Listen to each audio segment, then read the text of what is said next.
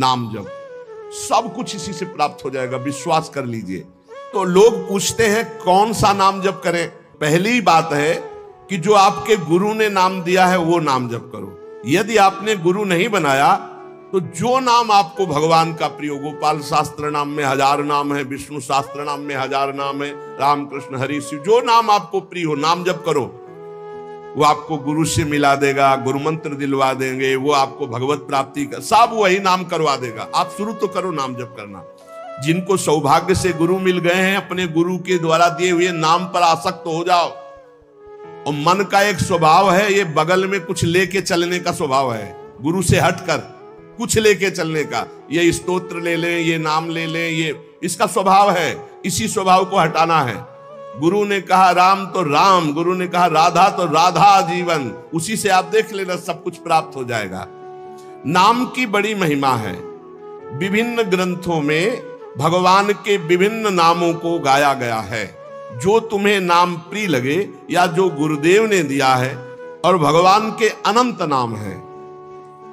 सभी भगवान के नाम समान बलशाली हैं, पर विशेषता होती गुरु प्रदत्त नाम में। जैसे गोस्वामी जी को राम नाम सर्वोपरि, चैतन्य महाप्रभु कृष्ण नाम सर्वोपरि, हरिवंश महाप्रभु राधा नाम सर्वोपरि, कोई हर्ज नहीं। उसी एक परम तत्व के अनेकों नाम हैं, जिसको जो प्रिय लगे खूब पकड़ लो उस नाम को, जोर से बार बार उसे जपो। राधा राधा राधा राधा राधा, अब 2 घंटा जपा, इसके बाद दे दिया पूरे विश्व को, धन्य हो जाए हमारा विश्व, हो गया। क्योंकि आपका भजन उतना जाकर समाज को सुख पहुंचाएगा। इसलिए गुरु मुख से ही नाम जपना चाहिए।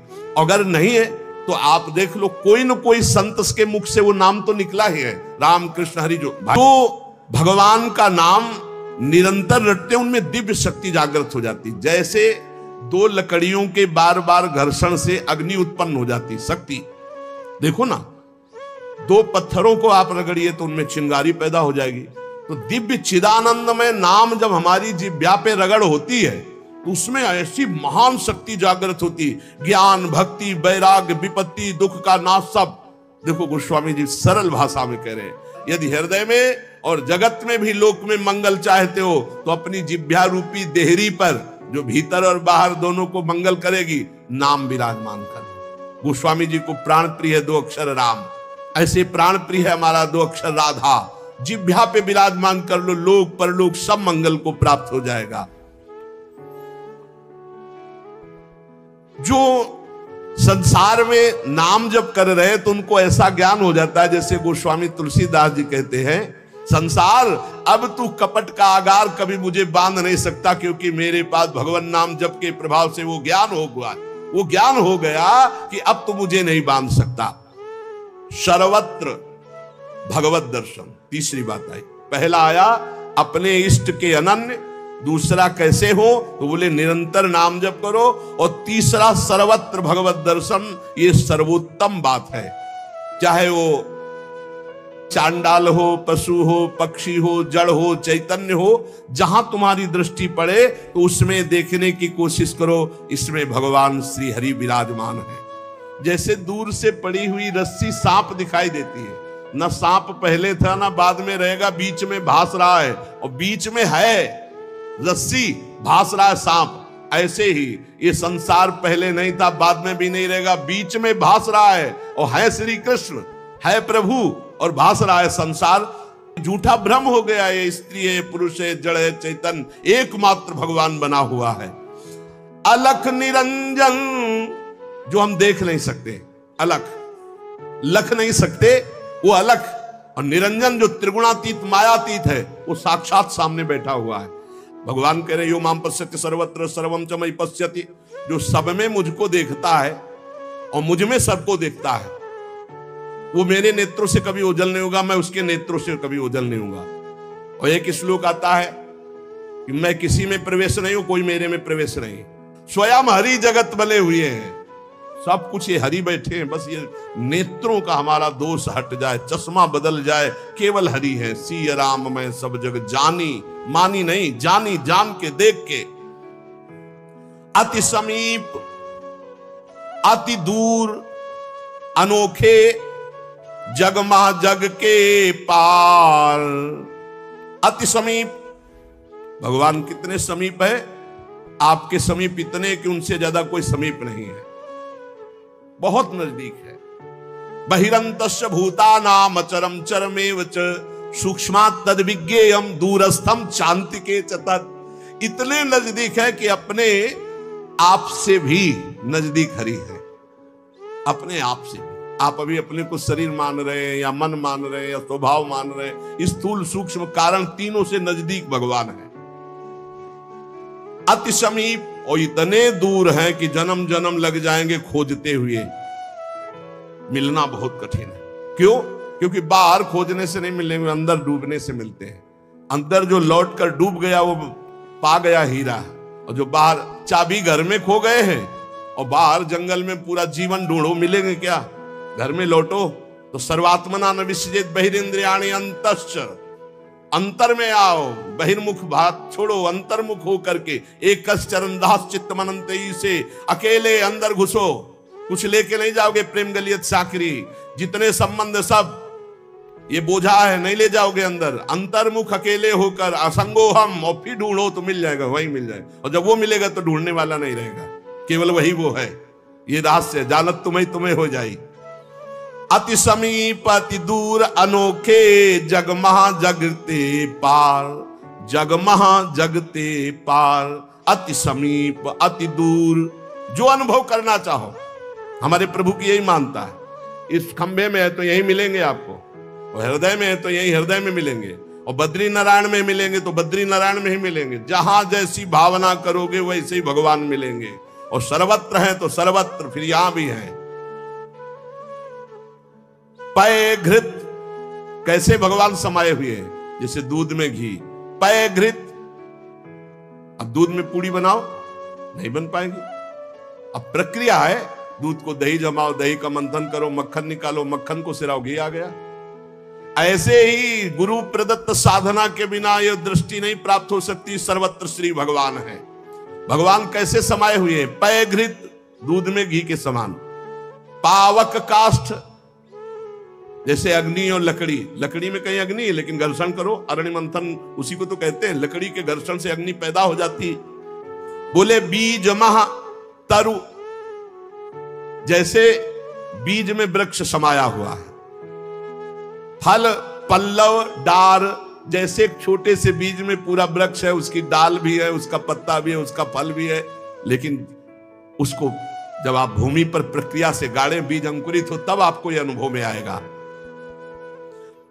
तिमि हरि व्यापक अखिल विश्व महा आनंद पूर्ण अपार। आनंद समुद्र भगवान ही सब रूपों में व्याप्त है। यही विधि एक बार निरखत जो भव बारिधि होए पार। एक बार ये दृष्टि आ जाए कि सर्वत्र भगवान है, वो भव समुद्र से पार हो गया। पर इस दृष्टि में बड़ा धैर्य की जरूरत है, क्योंकि जहां आपकी दृष्टि हुई तहां माया अपना रंग शुरू कर देगी। सुख दुख लाभ हानि चिरजीवन मृत्यु मान अपमान, जो सभी तुम्हारे खेल सभी में भरे, तुम ही मेरे भगवान, वो देख सकता है। जब देखने चलोगे ना भगवान को, तो ये द्वंद अपना आक्रमण करेंगे। कभी सुख फंसा लेगा, कभी दुख, कभी लाभ, कभी हानि, कभी मृत्यु का भयावा, कभी मान, कभी अपमान। जो इन सब में भगवान को देखता है वही निकल पाएगा। बड़ा कठिन है जब कोई अपमान करे उसमें भगवान देखे। बड़ा कठिन है जब कोई मारने आवे, कोई कहे आओ भगवान मार दे आके। ऐसा बड़ा कठिन है। कोई हमें गाली दे, हानि करे, तिरस्कार करे, हम उसमें भगवान देखें, लेकिन है भगवान। बहुत कठिन है। भगवान एक ऐसी स्थिति दे तभी होता है, नहीं तो ऐसे। अब नामदेव जी ने जब कुत्ते में भगवान को देख लिया, भूत में भगवान को देख लिया, तो एक भगवान से सख्य भाव से बात करने लगे। एक दिन कहा, विठल भगवान पांडुरंगा, आपकी कृपा से अब मैं सब में आपको पहचान लेता हूं। भगवान ने कहा सही। बोले आप किसी भी रूप में छुपो, अब हम आपको पहचान लेंगे। भगवान मुस्कुरा दे। बातचीत करते थे भगवान पांडुरंगा जी। विठल भगवान। थोड़ी देर में विचार आया कि मंदिर में बैठ के भजन करने से बड़ी भीड़ हो रही, लोग आ जा रहे हैं, विक्षेप पड़ता, मंदिर के पीछे चलते हैं। अभी तक विचार नहीं आया था। अब मंदिर के पीछे जाके जो भजन में लगे, कीर्तन में, सो देखा कि 10 बच्चे आ गए, कबड्डी खेलने लगे। यहां बड़ा विक्षेप, चलो नदी किनारे चलते हैं। तो नदी किनारे जाकर कीर्तन करने लगे। अभी कीर्तन शुरू ही हुआ था कि वहां बैलगाड़ी से तंबू कनात उतरने लगी, हो हल्ला शुरू हो गया। उनके नजदीक दूर से गए, बोले यहां हम भजन करने आए थे, यहां भी उपद्रव शुरू किया। तो उसकी पत्नी गड़ासा लेके निकली, बोले हम भोजन की व्यवस्था भगवान ने कर दी है, मिल गया है, काट के अभी हम बनाते हैं, हम सब लोग खाते हैं। नामदेव जी ने कहा यहां तो मरने वाला प्रोग्राम शुरू हो गया, ये कौन लोग है जो हमें काट के खाएंगे। गड़ासा लेके दौड़ी नामदेव जी की तरफ। पति ने कहा तुम चिंता मत करो, दूसरा गड़ासा लेके वो दौड़े। अब वो नामदेव जी ने भजन तो फिर भी हो जाएगा जो जिंदा रहेंगे, भागे मंदिर की तरफ। और सांस, और जैसे जैसे भागते पीछे पकड़ पकड़ अब पकड़ा पकड़। जब नगर में प्रवेश किया तो वहां देखा कि कोई ने भी मंदिर में गया, कहा हाँ। विठल भगवान ने कहा क्या हो गया? बोले प्रभु बस 5 मिनट अगर हम चूक जाते। भगवान ने कहा क्या हो गया? बोले प्रभु ऐसा ऐसा घटना घटी, पता नहीं किस देश के वो लोग थे, वो कह रहे थे लाओ काट के खाते हैं, और वो दौड़ पड़ी उनकी पत्नी। फिर वही बोले पहचाने नहीं क्या? बोले प्रभु पहचानना क्या है, वहां इतना बड़ा गड़ासा ले। बोले रुक्मिणी जी वो थी और मैं था, और कौन था? और कोई दूसरा थोड़ी था। बोले अगर मैं छुपना चाहूं तो तुम मुझे पहचान। बोले प्रभु प्रभु सोई जाले जी देव जलाई जाल तुम्हें तुम्हें। भगवान ये कभी अहंकार न कर ले कि मैं बड़ा भगत बन चुका हूं, सब में भगवान देखता हूं। ऐसा रूप लेके आएंगे कि समझ ही नहीं पाओगे। मान अपमान, सुख दुख, निंदा स्तुति, जन्म मृत्यु, इसे समान देखने वाला जीवन मुक्त होता है। देखो ये इस पर हमें समान होना पड़ेगा। द्वंद्व विमुक्ता, सुख दुख संगई। क्या देखना होगा? सभी मेरे प्रभु के खेल हैं, सभी में प्रभु भरे हुए हैं, और प्रभु का पावन स्पर्श हमें प्राप्त हो रहा है। इससे मिलता मुझे सर्वदा, सब में सुखद तुम्हारा स्पर्श। अता नहीं हो पाते मन में कभी सोच उद्वेग अमर्ष। चाहे जैसी परिस्थिति हो, बहुत आनंद रहता है यदि भगवत भाव में रहोगे। जगत भाव में तो कैसे भी रहो दुख ही दुख है, भगवत भाव में बहुत आनंद। बोले जब कोई पीटता है, अपमान करता है, तो मुझे ये दिखाई देता है मेरे हरि है स्पर्श कर रहे हैं, आपके महान पावन स्पर्श का ये प्रेम। जब हम सर्वत्र भगवान देखते हैं तो दुख नाम की चीज और भगवान का वास्तविक स्पर्श प्राप्त होता है। कभी अनुभव करना, अगर अपमान हो और उस समय आप भगवत भाव में हो, तो अपमान भी आपको और भाव वृद्धि करके रुलाने वाला बन जाएगा, प्रभु के प्रेम में रुलाने वाला। किसी अवस्था में भी होती नहीं अशांति, नहीं उर्दाह, हंसमुख सदा दिखता प्रभु का नित्य नवीन पूर्ण उत्साह। दृढ़ विश्वास हो जाता है, इसलिए अशांति नहीं होती। एक दिन एक सन्यासी संत विचरण कर रहे थे, तो कुछ उद्दंड लोगों ने सोचा कि कुछ अर्थ होगा, पर उनको ये पता नहीं था कि ये सन्यास के नियम से जो चलते हैं उनके पास अर्थ नहीं होता। वो कभी धन का स्पर्श नहीं करते। नहीं, जो सन्यास धन का स्पर्श नहीं, काठ की स्त्री का भी स्पर्श नहीं। बड़ा नियम सन्यास धर्म का मतलब होता साक्षात नारायण स्वरूप। अब उन्होंने उनके झोला देखा तो उसमें वही गीता आदि शास्त्र और तो कुछ निकला नहीं, तो बड़ी गुस्सा लगी, ईंट से उनका सर फोड़ दिया, खून खून ऐसे, और वो फोड़ के। ऐसे बड़े निर्दयी लोग होते हैं। वहीं से एक डॉक्टर गाड़ी से निकले, देखा एक संत जो है घायल पड़े हैं, उठाया ले गए अपने अस्पताल में, टाका लगाया, दवाई और गर्म दूध पिला रहे थे। तो जो राज कर्मचारी पुलिस को भी सूचना की उन्होंने, तो पुलिस भी साथ वहां आई और कहा, डॉक्टर ने पूछा महाराज जी आप बता सकते हैं कि किसने आपका सर फोड़ा? बोले बता सकता हूं, पक्का मुझे याद है आपने। और वो तो बोले महाराज आप कैसी बात करते हो, हम तो पुलिस कर्मचारी का इनकी बात मत मानना, इस समय इनका दिमाग सही नहीं। बोले नहीं, मैं बहुत दिमाग सही बोल रहा हूं, तुम्ही ने मारा और तुम ही दूध पिला रहे हो, तुम्हारे सिवा और किसी ने नहीं किया। अब वो तो घबरा गए, बोले महाराज आप हमें फंसा क्यों रहे हो? बोले नहीं नहीं, तुम हमें नहीं फंसा सकते, तुम ही ले। जब फिर वो डॉक्टर के ऊपर पुलिस वालों ने कहा महात्मा सही बोल रहे, तब उन्होंने पुलिस वालों से कहा कि आप समझो मेरे भगवान ने वो रूप रखकर मुझे मारा और इस रूप में भगवान ही मुझे बचाए, तो भगवान ही तो है ना। तब उन डॉक्टर बचे, नहीं तो सिद्ध पुरुष अपनी भावना में बोल रहे, बेचारा फंस जाता। आप ही पीटने वाले हो और आप ही दूध पिलाने वाले हो, इसमें कोई अंतर। इसलिए किसी भी तरह उनके हृदय में अशांति या जलन नहीं होती, चाहे वो राम उपासक हो, शिव उपासक हो, कृष्ण उपासक हो, जगदम्बा उपासक। अपने इष्ट को सर्वोपरि मानना और किसी के भी इष्ट की निंदा न करना और उसको नीचा ना दिखाना, अपने लिए अपने इष्ट को सर्वोपरि मानना।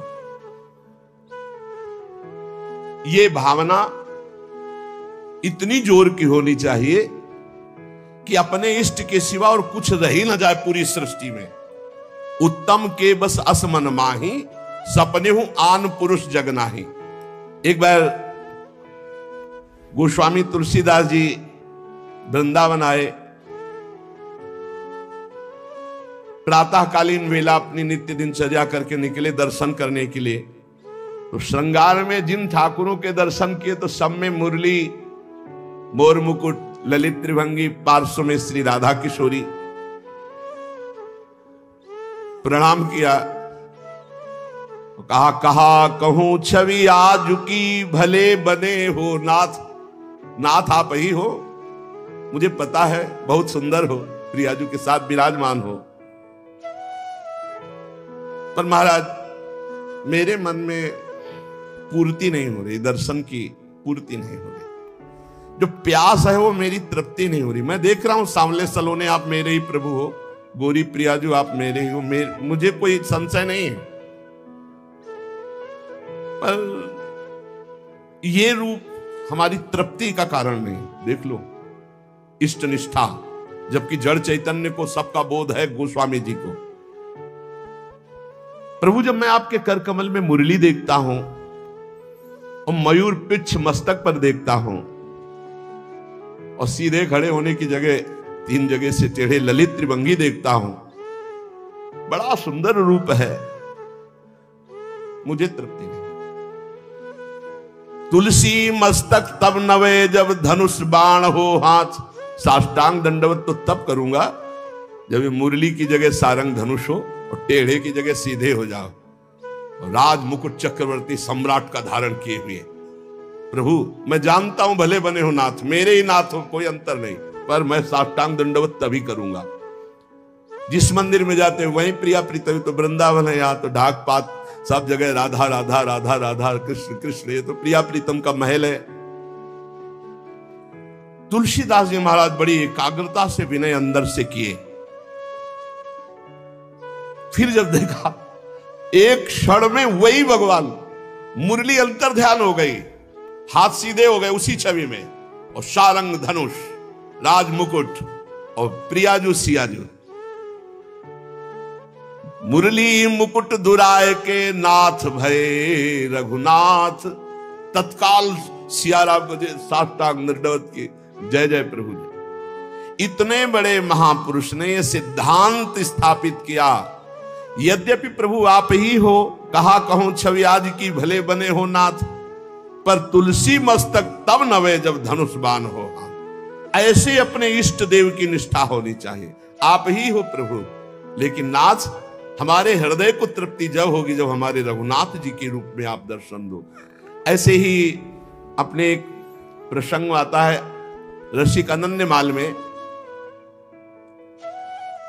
हरिदास जी उनका नाम, शायद हरिदास तुलाधार नाम था, जो जगन्नाथ जी के संतों के दर्शन के लिए यात्रा कर रहे थे, तो रास्ते में देखा एक गाय पर आक्रमण किया सिंह ने। रसिक अनन्यमाल में चरित्र है। उन्होंने तत्काल संकल्प किया, मन वचन कर्म से यदि मैं भगवान का भक्त हूं तो मैं अपने सामने एक गौ हिंसा नहीं देख सकता। तो उन्होंने सिंह को कहा कि प्रार्थना है रुक जाइए आप। भजन के प्रताप से सिंह रुक गया। भजन का बहुत बड़ा बल होता है। और कहा मुझे खा लीजिए, लेकिन गाय को नहीं खाने देंगे हम, आप कृपा करो मैं नहीं कहता कि आप अपना पेट ना भरो, मांसाई से पेट भरो, लेकिन मुझे खा लो। सिंह ऐसी दृष्टि से मानो देखा, उनके हृदय में आया कि अच्छा मैं बूढ़ा हूं, तुम्हारा पेट नहीं भरेगा, तो मेरे जवान लड़का, बस मुझे कुछ समय दीजिए, मैं लौट के जाता हूं, अपने पुत्र को साथ लेके आता हूं, वो हष्ट पुष्ट जवान है और मैं, दोनों को खा लेना, गाय मत खाओ। भजन का बड़ा प्रभाव होता है। सिंह शांत हो गया, वो लौट के आया, अपने पुत्र से कहा मैं वचन दे के आया हूं सिंह को, वो गाय को खा रहा था, अब आप चलो और हम दोनों को वो खाएगा, उसका पेट भर जाएगा। ये देखो, धर्मात्मा पुरुष की संतानों, उनका पहली बात तो पिता आज्ञा का पालन होगा, और दूसरी बात गौ रक्षा के लिए हमारे प्राण जाएंगे। आज हमारा जन्म धारण करना सार्थक हो गया, और पिताजी चलो आगे आगे वो चलने लगे। जब वहां पहुंचे,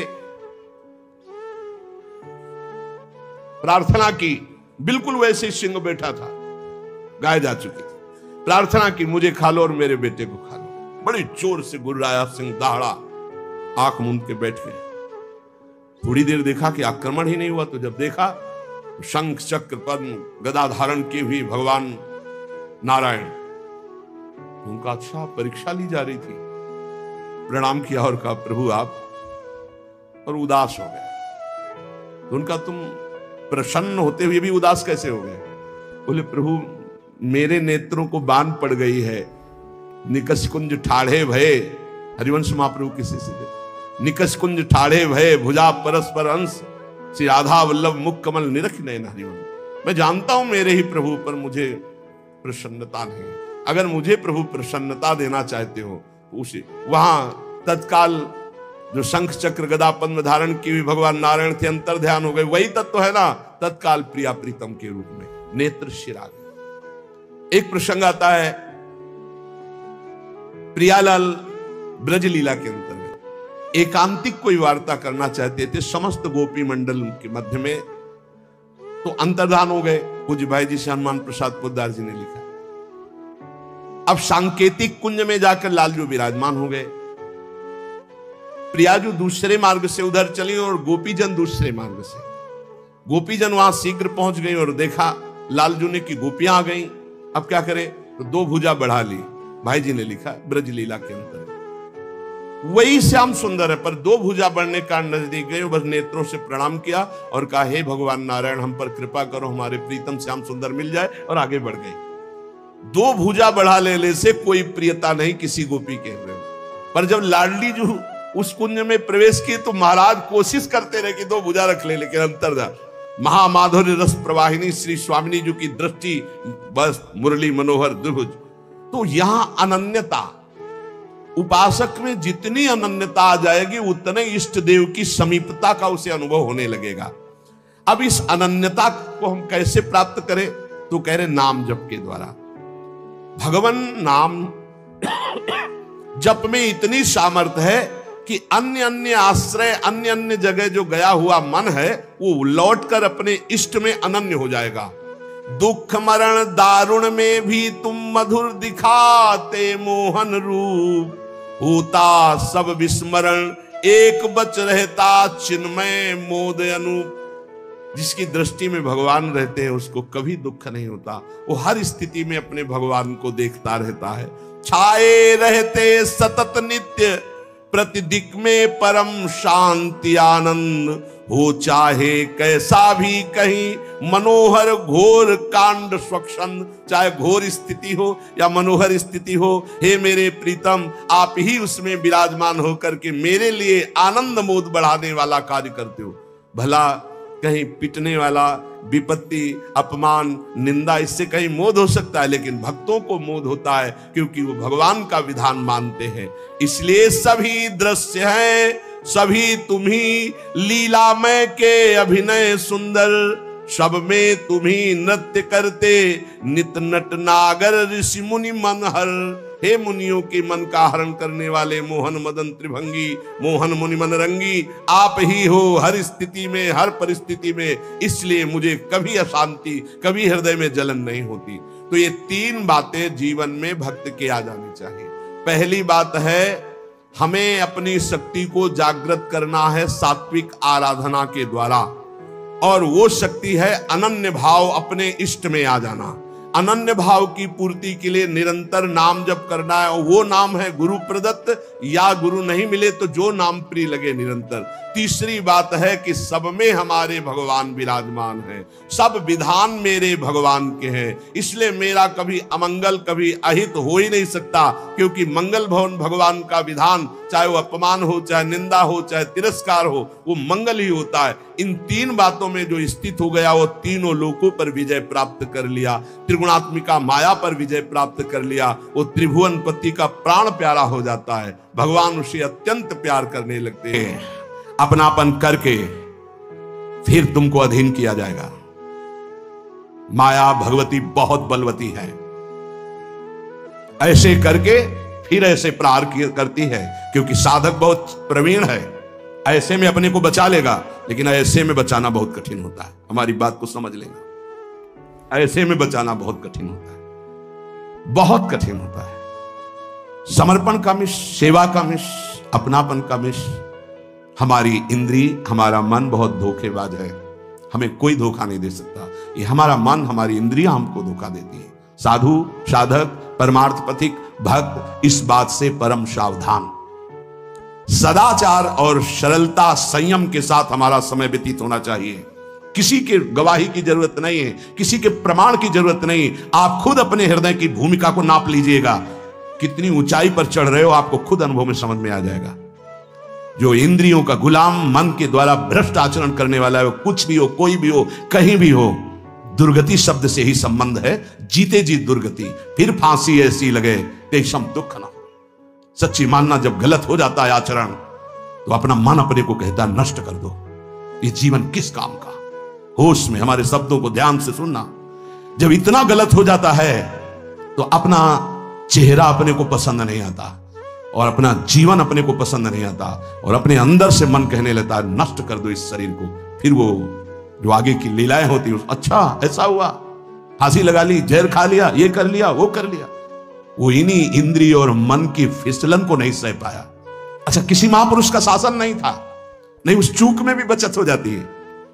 एक बहुत बड़े महापुरुष के समीप रहने वाले से चूक हो गई, तो उन्होंने अपने आसन के पास आसन लगवाया।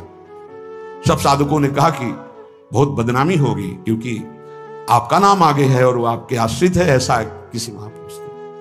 उन्होंने कहा तुम क्या समझते हो, भाया है, चूक हो गई, अब इसको कभी चूक नहीं होगी ऐसा बना देंगे, कभी त्रुटि नहीं होगी, इसको ऐसा बना देंगे। और वो फिर ब्रह्मावर्त बिठूर में रहे। वो बहुत अच्छे महात्मा हैं, अभी हैं। अगर संत का शासन है और आपसे चूक भी हो जाती है तो ऐसा बना देंगे कि दोबारा चूक नहीं होगी। पर इंद्रिय और मन को छूट देकर मनमानी आचरण करने वाला कभी साधक नहीं हो सकता, पक्का। और आप सच्ची मानना, आपकी एक बार इंद्रिय मन छूट हो गई तो जिंदगी भर दबे रहोगे, दहाड़ने लायक नहीं रहोगे। माया तुम्हारे को सदैव कोसती रहेगी, तुम्हारा हृदय जलता रहेगा। ऐसा कैसे हो गया, ऐसा कैसे हो गया। जब ऊंचाई की तरफ सोचोगे तो सामने वो अगर प्रायश्चित करके मिटा दिया है तो बात है, नहीं तो कर्म सामने आ जाएगा। लगेगा नहीं, हम इस ऊंचाई लायक नहीं, हम इस ऊंचाई लायक। आपसे प्रार्थना कर रहे, अगर चूक हो गई हो तो उसको मिटा दो, नहीं आगे बढ़ने में बाधा पहुंचा देगा। अपने गुरुजनों से सलाह करके उसका प्रायश्चित कर लेना चाहिए। अगर गुरुजन कर दे जाओ कुछ नहीं तो कुछ नहीं, खत्म खेल, वो निपटा देंगे, वो करुणामय है, उनमें बड़ी सामर्थ्य है।